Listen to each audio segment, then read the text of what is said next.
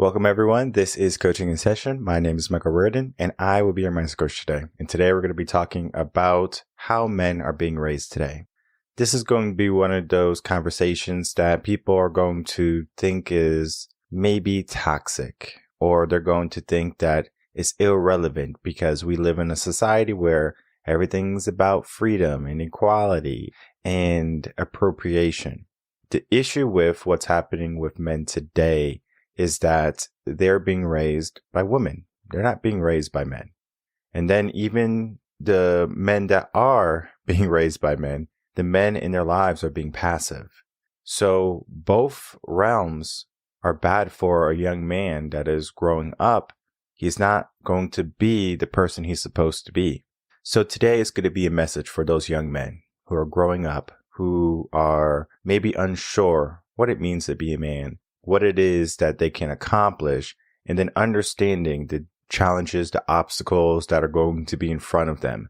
Because as men, we have many challenges today, more so than we did in the past. And I'm not just talking about how we had to go out and fight wars and things like that. I'm talking about the psychological battle of being a man today is a lot more difficult to navigate. There's a lot of confusion. What is a man? And then the societal norms, which we talked about, that corrals the thinking of individuals to think in the way that's opposite of what their true biological factors are. So we're going to be talking about that just right now. So we're going to be checking out my most recent blog, To the Young King. All right, if you're new to the channel, make sure to like, comment, and subscribe, and to share this video and your audio to help build a community of like-minded individuals. Today, I really want you to share this with parents who have young men, sons, fathers who have sons, and just young men who might not have a good father figure in their life. And I'm not saying that I'm the best father figure in the world. I do have a son. I am the father figure. I am the leader. I am the protector. I'm the provider. I'm the everything he needs and more. I'm everything my wife needs and more. There's a difference between a man and then an authentic man. We're going to be talking about that today. And I'm going to be talking about this blog, and I'm going to be sharing with you some of the stuff that's happening in the world. So right now, there's an attack on manhood, on being a man, on being masculine. It's confusing to a lot of men, young men especially. Well, what is a man? Because if we look at just the household family unit, right? The kid is growing up into this household. He might have both parents, right now. So let's go through all the scenarios. He has both parents. Maybe his dad is not showing up. Maybe his dad's coming home beat down, miserable. He decides to cope with a bottle. So he's an alcoholic after work. And, you know, when you go into that zone of just drinking after work, you don't want to be bothered. You don't want to be a part of anything. You just kind of want to get away, escape. So that's what this young man sees. A father who does not accept the challenge of the world and who does not overcome the challenge of the world. He runs away from the challenge and he runs to the bottle or to the drugs, or to an exterior pleasure factor, be it sex, porn, whatever. The young man sees that their father is being passive. And one of the rules to being a man is you cannot be passive. With that being said, if you're assertive, you're actually toxic, right? You're toxic according to societal norms. So if a man knows what he's going for, he's saying, hey, you know, I know what I'm going for. I know what I want. And he goes for it. That's toxic now. And I remember when I was 18, I went through the whole rites and passages of manhood. We're going to be talking about that just momentarily. There was a woman who was the coordinator for all the interns, and she had her, a person under her. I talk about the story quite often, but then the girl was so afraid of me because I had that assertive nature. Of course, Mama Bear comes in and says, you can't have that assertive nature here. That's not appropriate for work. So I can't be a man at work. I have to be docile and I have to be complacent. I have to bow my head. I learned very quickly that the world does not cater to a man with a mission, especially if he's not in a position of power. Because I had no power at that time. I was 18. I'm new to the work industry. She, was almost a VP at the time. And then I think she did go on to corporate. So she was already in that masculine mindset of, hey, I'm above you. You're going to do what I say and how I want it. However, today I live in a different world. Now I'm my own boss. I'm the creator of whatever I want. And that is how I live. I don't have issues with people telling me what I can and can't do. I do whatever I want. The mentality there that you can go out and you can get your own is toxic. Look at Andrew Tate, for example, right? He's telling men to go out, get a purpose, find passion. And this is a man who has kids and family and stuff like that. You don't see it as much because what he's presenting is that masculine bravado type guy, right? Muscles and money and girls and stuff like that. And there's nothing wrong with that, right? A man can have desires like that. A man can reach desires like that. Yet, just because that is what is a man to some people doesn't mean that's a man to everyone, right? A man could be a family man, right? He goes to his 9 to 5, he comes home and spends time with the family, but he's not using the bottle. He's not using drugs. That could be a man. That could be someone a man aspires to be. But we do have to look at what's happening in the world first. So to the young king is a message to all of the young men in the world who are growing up and they don't know what it means to be a man and how to be a man, especially in the world today. And I'm going to be talking about that. But the first thing I want you to understand when you're on that passage to being a king, because you are a young prince, you are a young king right now, you're learning how to be a ruler. Now, just because you're learning how to be a ruler does not mean you're going to make it to being a ruler. Not every king is going to rule. For example, if we look back at medieval times, the first son typically is the heir to the throne. And then you have the second son and the third son, and he's the second heir, third heir. But they might never get a chance to rule because the first son is going to be the heir. We all have that capability to be the ruler. We are all heirs. We are all men. And from there, we can make adjustments. But we do need to know first what it means to be a man and to step into manhood. And I found that you have to separate the process to becoming a man in several stages. Now, I talked about this already, what it is to raise a child development. From 0 to 7, the mother should be the primary caregiver for that child, not saying the father should not be in the picture. The father should be in the picture. The father should be creating an example, being that person that child is following and that child wants to mimic, right? So if you have a son from 0 to 7, you might not be like training him and teaching him just all about mindset. Of course, you're going to read him stories about knighthood and chivalry and little things here. Oh, you have to hold the door for your mom, things like that, right? We teach them those things as they're growing, but we don't have to make them aware until they're 7. Because at the age of 7, that's when a father, you should take over educating your son. Now, I understand it's a tough thing because you got work, you got obligations, you got to do all this stuff, right? That needs to be done. Well, now it's your turn, right? The mom gave the boy all of the love, all of the attention, all of the care he needed. He has enough in his tank. And now it's time for a man to start to realize, well, what is the real world? What is the nature of a man? I talk about the first stage here, and you are going to give this young man a sense of duty. That can be whenever you're out with your mom, you must protect your mom. You just tell your son that. Now, can a 7-year-old fight off a 25-year-old bodybuilder? Probably not. But we give him that sense of duty. I remember when I was like growing up, I don't remember when I said this, but my mom had told me that one time I was just with my sister and I was probably like 4 years old or 3 years old or something like that.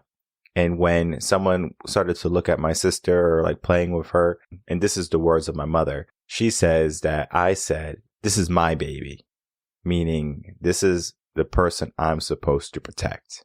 So I had that mentality growing up. I have to be the protector. Even like, growing up, I would get like Nerf guns and like I had like bows and arrows and they're all plastic toys, but I would like makeshift them into be lethal weapons. But the problem is that, I put a Lego on the end of a Nerf gun or something like that. It wouldn't hurt anybody. But that is the mentality I gave myself where I have to be the protector. Growing up and, break-ins in the house and stuff like that. Who's going to protect us, right? And so I gave myself that duty. And that's what a man has to give to their son, a sense of duty. It doesn't have to be protecting it. It can be just saying, hey, you have to be chivalrous. You have to respect your mother. You have to take out the trash. You have to help me mow the lawn, or you have to have some responsibility, a sense of duty, okay? A sense of duty there. And it's not just, you need to make sure your room is clean, all right? A sense of duty where it's bigger than them, it's bigger than their actions. So the sense of duty is the first stage, and that happens around the age of 7. Then we go into the second stage, and this is right before puberty, all right? So the 11, 12, 13, depending on the kid, right? Again, it's around that time before they're a teenager. At that time, you have to help them, and you're going to be able to answer any questions they have as the man, as the father. This is when you need to be making sure that you have already been doing your due diligence and giving lectures and giving talks and giving them opportunities to communicate with you, or you communicating with them, not just kind of being passive and going in your man cave and watching your sports and telling them not to bother you and things like that. That should not happen. You should always be communicating from the age of 7 all the way to the stage 2 right here, right before the teen years. That right there is going to help that boy go through that transition, because the body's changing. They got hair in places on their face and under their arms, and they have to start wearing deodorant, and their voice is getting deeper. Their muscles are growing. So they start to see a lot of changes in their body. And if you know anything about change and about teens, there's a lot of self-consciousness there. So he's self-conscious. Oh, I'm too tall now. Oh, my voice is too deep now. Oh, I have face hair and stuff like that. That right there is going to set him back if we don't set him forward. So that means we have to embrace that change he's going through, and we have to work through that change with him and answer any questions. And then right there, begin the process. Well, what is a man? That is going to be the second stage. Then our third stage is going to be around 15 or 16. All right. It can happen a little bit earlier, but around 15, typically 15 is the age. That's right when they now have developed more into their being. They got very comfortable, with the puberty, and now they're getting that sense of, all right, I'm going to be rebellious. I'm going to rebel. Sometimes you might hear that a young man is going to be trying to fight their father or box them and things like that. I encourage a father not to allow their child to hit them at all. And if they do try to hit you or something like that, you can pretend. It's okay to pretend to box, but as soon as it becomes physical, you need to crush it. All right. So me and my father, we would always say, like, let's fight. But we never fought. I never touched him. He never touched me, because I know if I touched him, I'll be dead. All right. I'll be gone. I wouldn't be here right now. All right. That is what a father must do. Not saying he needs to harm his kids, but he needs to put them in their place. So if a kid just starts punching you out of nowhere, saying, I'm going to fight you and things like that, you must crush him, and you must put the fear of God in him. Respect and fear. If you're not familiar with that concept, I wrote a blog on it. Respect and fear is talking about that. He will respect you and he will fear you. And your lady must respect you and she must fear you too. As much as I know it's toxic in our world today, but that is the truth. All right. Respect and fear. Read that blog if you haven't checked it out. In this stage, right, he's learning how to be that young king, that ruler in himself, in his mind. He's creating his identity. All right. There's nothing wrong with him creating that identity and going off his own, understanding that you are still the boss, the father, the man figure. Now, once that happens, right, he's going to adjust. It's going to take a little bit of time, a year and a half maybe. But then by the time he's 18, right, our final stage, now this boy is going to be finalizing his process, his first process into being a man. Okay. He's probably graduated from high school. He probably has a girlfriend. He is giving himself some duty, some purpose, a goal, a mission in life. That right there is going to be the foundation for him. All right. So this is all the foundation work. But then a father during that time has to be present and has to be aware of how their child is growing. And then, of course, of all the outside factors of the world. So the outside factors of the world are going to be your mainstream media, your social medias, your, their peers, their teachers, whatever is happening, right? Those outside factors today are negative. Okay. We are in an interesting time, right? Men can be women and women can be men, and it's the whole trans movement, and puberty blockers, and kids are saying that they need these puberty blockers so they don't hit puberty. But again, at essential times in a human's life, they must go through puberty, right? Because that's when the body is primed to grow. And if we don't allow the body to grow, it's going to create complications later in life. I'm not a scientist. I'm not a doctor.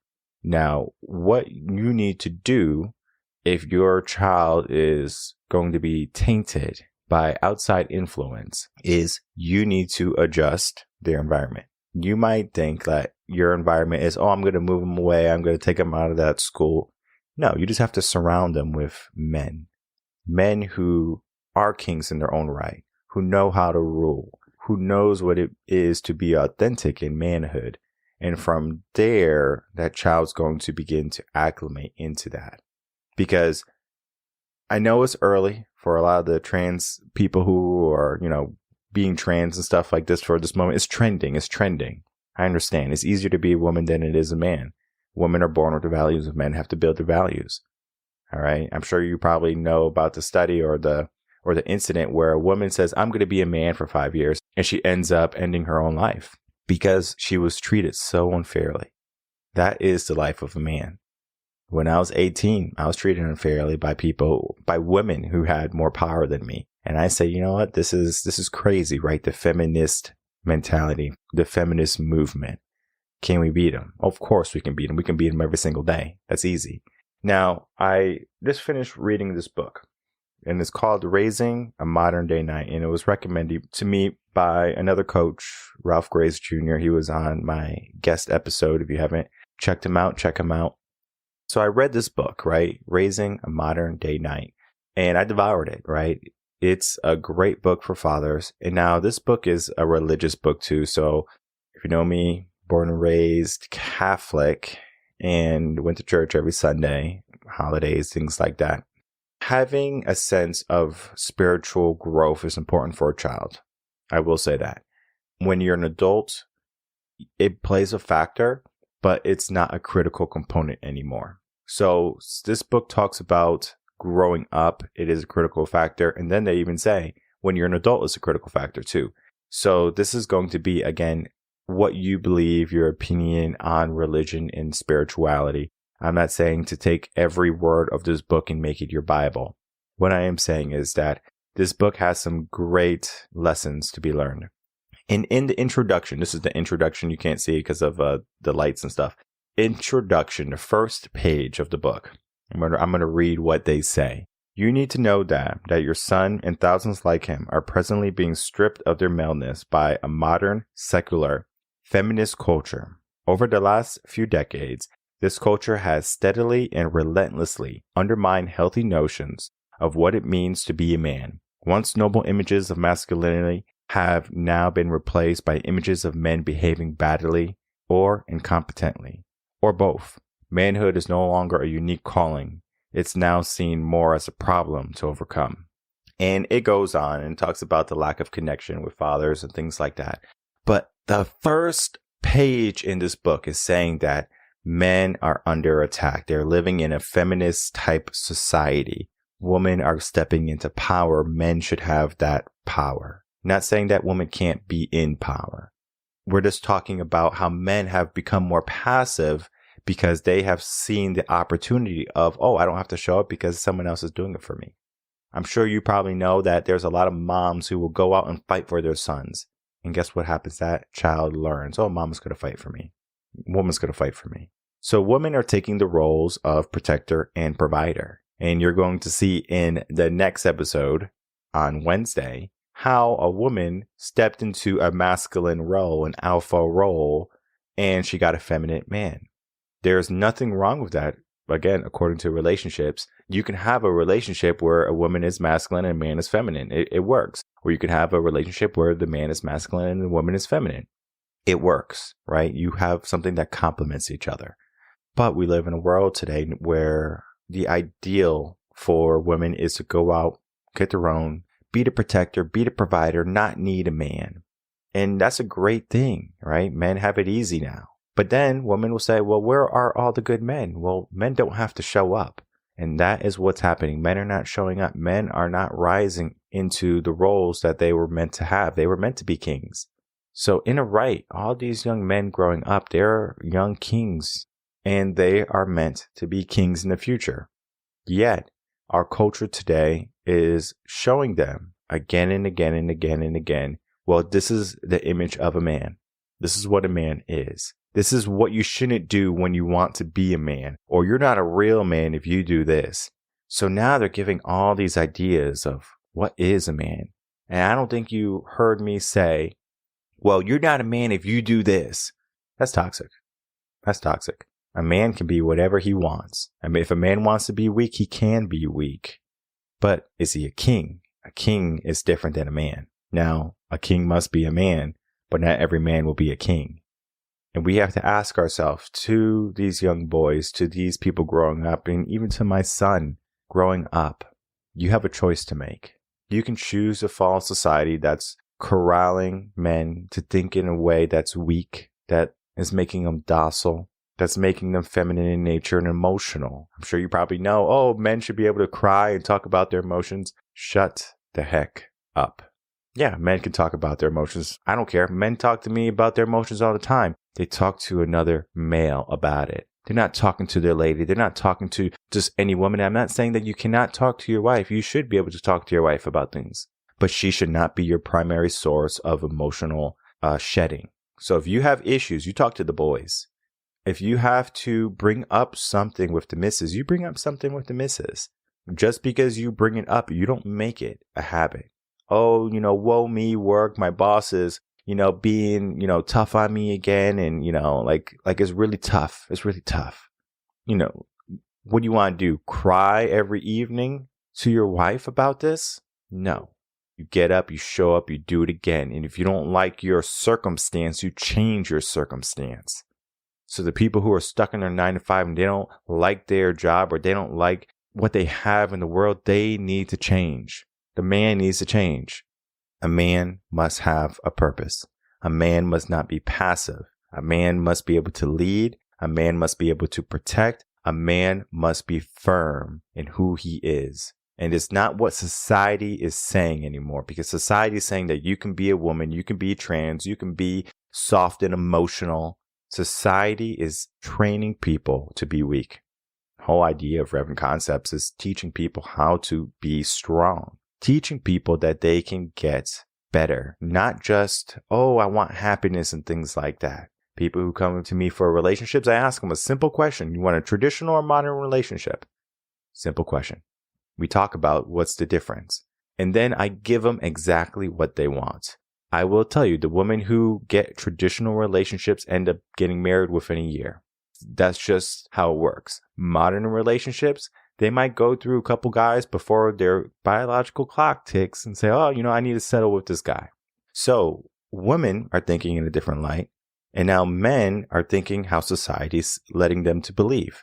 We turn on a sitcom, we turn on a TV, men are just weak, men are just goofy. Oh, I'm going to be weak and I'm going to be goofy. I'm not going to be assertive. I'm not going to be strong. I'm not going to be wise. I'm not going to be courageous.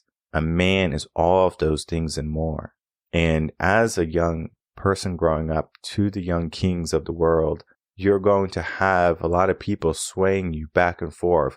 Andrew Tate's a great example, right? They throw him in jail, and the society, the world is saying that he's a bad example of a man. Don't follow this guy. He's a bad example to be a man. You should be someone like Obama, or you should be someone like Joe Biden or something like that. That right there is misinformation. They are telling you that you should be doing something when you shouldn't be doing it. My advice is to do your due diligence and ask yourself, what is the end result you want to have in your life? If you want to have a woman that you can cry and you can be a little bitch, that's fine. But if you want to be a man, if you want to be able to lead, if you want to be able to protect, then this right here, this blog, To the Young King, I encourage you to read it. If you're a parent, I encourage you to read it. If you are a father, I encourage you to read it.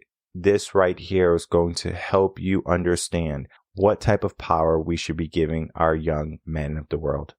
And this is not just for America. This is not just for Europe. This is for every man growing up. The stages of development are the stages of development. Once we know what to do, how to do it, we make it in an easy, palatable, bite-sized, no-fail process. And this is that process.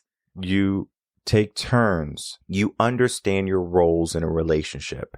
All right. And if you are in a relationship where you have things backwards, where the man is feminine and the wife is the masculine figure, you're going to create what that male is saying. Oh, I can cook and I can clean. I'm not saying that men shouldn't know how to cook and clean. I'm saying that there is a role that we must give our men, because we are not trying to rewire our genetic makeup. All right. We're not trying to give ourselves drugs to block natural chemical reactions in our body when age appropriation starts to happen. All right. We're not blocking puberty. We are stepping into puberty. We are stepping into manhood. We are stepping into our true rights. We were meant to be kings. Men, you were meant to be a king. Not every man is going to be a king, though, because you're going to have a lot of obstacles in your way, and you're going to succumb to those obstacles. You're going to succumb to a weak mindset. And I encourage you to not allow the outside stimulus to corral you to the wrong way. You should be strong. You should be masculine. You should be in your own right the ruler of everything that surrounds you. You should have total control. How you control is up to you. There's ways that you can do it that can be very iron-fisted, where it's your way or the highway, and anyone else who doesn't abide by your word will be punished. Is that toxic? I'm not going to say that's toxic. There are toxic behaviors, right? Negative behaviors with negative consequences. But if you are firm in what you want, you can do it without violence. You can do it without harming people. I'm very firm in what I want, and I don't have to raise my voice. I don't have to raise a fist. I don't have to hurt anybody to get what I want. There's no undermining here. I know what I want. I get what I want. When you have a young man in your life, a son, a nephew, whatever, you are going to see them grow and develop, and they're going to be watching you. They're going to be watching every move you make. So if you want to come home from work and drink a beer and sit on the sofa, they're paying attention. Just because you do it, it doesn't mean that they're going to do it. It's the art of perception. But here's the thing about perception. Perception cannot be controlled. How your son or how that child views what you do as good or bad is up to that child. But you need an upbringing. And it does help if you have the opposite sex. So your wife, right? Whoever is raising your child with you, there to affirm that this is what a man is. And you're a man. And you need to be like him. That right there solidifies who a man will become and what a man is. And if you have that in your life, then you're going to find yourself when you are in your 20s, in your 30s, that you are well ahead of all the other men. The average salary of men is what, like $45,000 or $55,000, like that? You will be well ahead of them. Because you decided to not accept mediocrity. You decided not to accept the societal norm. You decided not to be average. A king is not average. A king is above the standard. You decide who you want to be in your life. Do you want to be a king, or do you want to just be a man that no one is going to recognize, remember, or respect? One is going to lead you to greatness, and one is going to lead you to regret. I encourage you to choose greatness every single time. And if you need help, if you need guidance, if you have a young man in your life that you want to ensure that they are getting the best upbringing in this crazy society, in this crazy world we're living, I encourage you to head over to revenconcepts.com, get him some coaching, get him some guidance, get him some mentorship so he can be on the right track. Because what I'm finding is that parents are coming to me when their kids are already 18, they created their identity, and it's very hard to make that change in them because they think, I'm already a feminine male. I can't do this, right? I'm weak. And when I begin to challenge them, it's one of those battles that they're facing in their mind. And it's like, what do I do? What do I do? What do I do? And it's a battle that wouldn't have to happen if you follow these steps of developing a child or a man, a male, into a true man. You're going to find that he's going to be better equipped by the time he needs coaching, by the time he comes to get coaching. And from that point, he's going to step into knighthood, step into the ruler position easier than most other men, because we don't have to unlearn all the bad things that he was learned. We don't have to unlearn all the safety nets and the coddling that he was given. We can just step into where he needs to be in power. My name is Michael Reven. I'm a mindset coach. If you have any questions, you can email me, coachinginsession@gmail.com. And I will see everyone on the next episode of Coaching in Session. Until then, everyone, take care.